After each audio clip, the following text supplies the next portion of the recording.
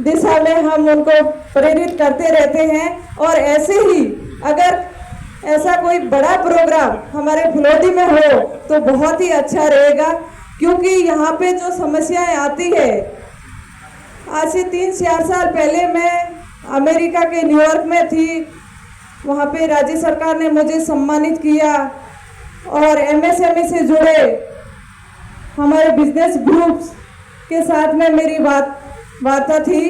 और वहाँ पे जब बात हुई तो उन्होंने बोला कि हम भारत के साथ में काम करना चाहते हैं, लेकिन दिक्कतें यहाँ आती है कि क्वालिटी पे ध्यान नहीं दिया जाता है, टाइमली डिलीवरी करने के ऊपर बिलीव नहीं करते हैं। तो ऐसे में हमें नहीं चाहते हुए भी चाइना के साथ में काम करना पड़ रहा है। वो अपनी खुद की वहाँ पे मैन्युफैक्चरिंग की फैक्ट्रियाँ डाल रहे हैं।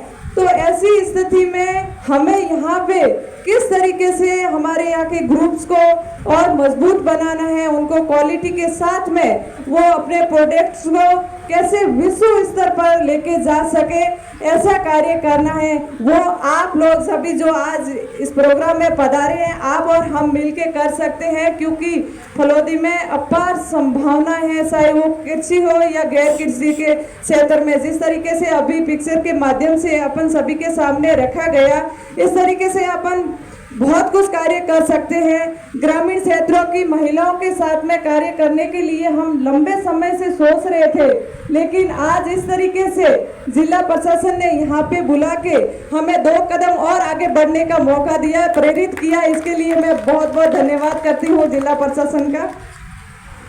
ऐसे ही हम शिक्षा के क्षेत्र में कार्य कर रहे हैं, क्योंकि मेरी शिक्षा 8वीं तक ही मैं ग्रहण कर पाई, क्योंकि आगे मेरी शिक्षा नहीं हो पाई, 8वीं में स्कूल छूट गई। लेकिन आज भी ग्रामीण क्षेत्र से जो बच्चियां आती है, वो स्कूल दूर होने के कारण या आर्थिक रूप से कमजोर परिवार से आती है, इस वजह से उनकी स्कूल छूट जाती है, चाहे वो 10वीं में या 12वीं में आगे पढ़ाई नहीं कर पाती है। उन बच्चियों के लिए हम स्कॉलरशिप की व्यवस्था करते हैं, जिससे वो अपनी पढ़ाई है आगे जारी रख पाए। वो अभी हम बाड़मेर, बालोतरा, चांचौर और सिरोही और जालोर में कर रहे हैं। जोधपुर को भी हमने शामिल किया है, और आप लोगों का सहयोग रहा तो जल्द ही अपन फलोदी में भी ये कार्य कर सकते हैं। फलोदी के बच्चों को भी ये अवसर मिलना चाहिए, क्योंकि हर क्षेत्र में कहीं ना कहीं ऐसे बच्चे हैं जो अपने अपने क्षेत्र में आगे बढ़ना चाहते हैं, लेकिन इतने वो सक्षम नहीं होते आर्थिक रूप से कि वो अपने सपने पूरे कर पाए। अगर आप और हम मिलके करेंगे तो निश्चित रूप से ही इसमें हम सफलता पाएंगे। ऐसे ही खेल के क्षेत्र में हम कार्य कर रहे हैं, क्योंकि मैं जब 8वीं में पढ़ रही थी तो उस समय एक बार टूर्नामेंट जाने का मौका मिला, लेकिन आगे पढ़ाई भी वहीं रह गई, वो सपने भी वहीं रह गए।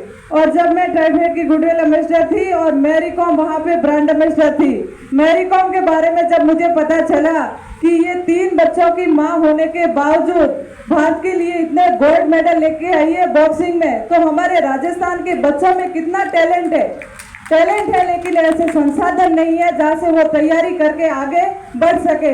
तो उसी दिन मैंने सोच लिया कि कुछ ऐसा काम करते हैं जिससे हमारे पश्चिमी राजस्थान की बच्चियों को आगे बढ़ने का मौका मिले।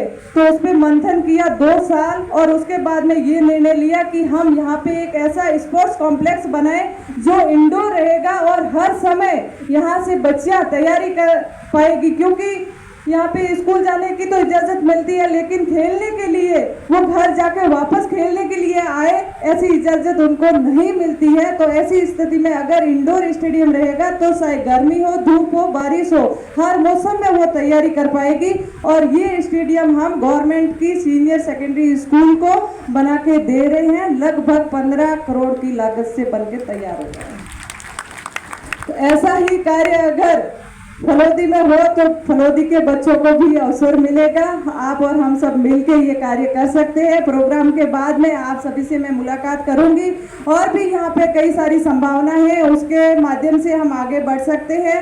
कला के क्षेत्र में हम कार्य कर रहे हैं। यहाँ पे जो फोक म्यूजिक है, जो वीणा पे वाणियाँ गाते थे, हमारे यहाँ पे परंपरागत यहाँ पे जो जागरण जम्मा होता था उस समय वीणा पे वाणियाँ गाई जाती थी संतों की, जैसे गोरख की, मीरा की, दादू की, कबीर की। तो वो वाणियाँ है लुप्त होती जा रही है, तो उनको संरक्षित करने के लिए हमारा फाउंडेशन प्रति डे बच्चों को सिखा रहा है वीणा पे भजन करने के लिए, और सालाना एक ऐसा वाणी उत्सव करके प्रोग्राम करते हैं जिसमें 100 से ज़्यादा कलाकार वहाँ पे प्रस्तुतियाँ देते हैं, और लगभग 3-4 स्टेट से अलग अलग जगह से कलाकार आते हैं, जिसमें प्रोफेशनल भी होते हैं और अपने गांव के कलाकार भी होते हैं। जब प्रोफेशनल कलाकार मंच पे होते हैं और उनके साथ में अपने गाँव के कलाकार प्रस्तुतियाँ देते हैं तो उनका हौसला बढ़ता है और उनके साथ में बैठ के वो गाते हैं और उनको भी आगे मंच मिलता है। इस तरीके से जो हमारी पुरानी संस्कृति है इसको भी जीवित रखने का साथ साथ में काम हम लोगों को ही करना पड़ेगा, क्योंकि